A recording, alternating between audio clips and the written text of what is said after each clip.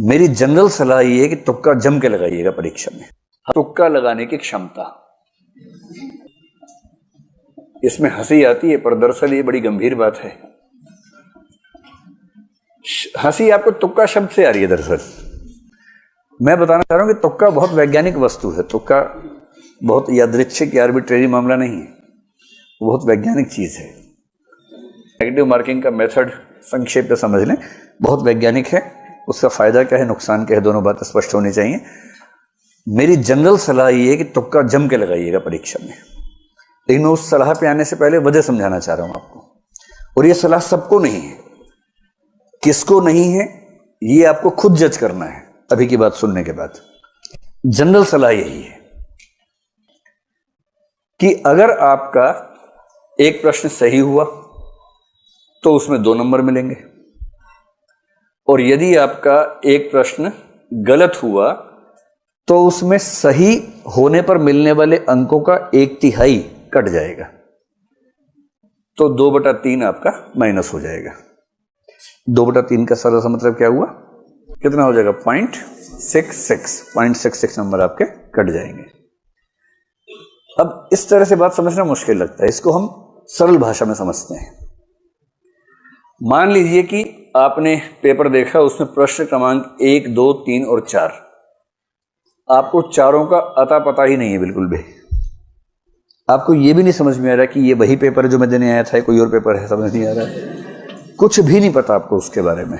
ऐसे 4 प्रश्न हैं। सिंपल प्रोबेबिलिटी है कि चारों प्रश्नों में 4 ऑप्शंस हैं और आपको एक भी नहीं आता है। आपने पहले प्रश्न में 4 में से रैंडमली कोई भी लगा दिया, सही होने की संभावना कितनी है, 1/4 है। आपने चारों प्रश्नों में तुक्का लगाया, सही होने की संभावना कितनी है, 1/4 है। सिंपल लॉ ऑफ प्रोबेबिलिटी कहता है कि आपका 1 ठीक होगा, 3 गलत होंगे।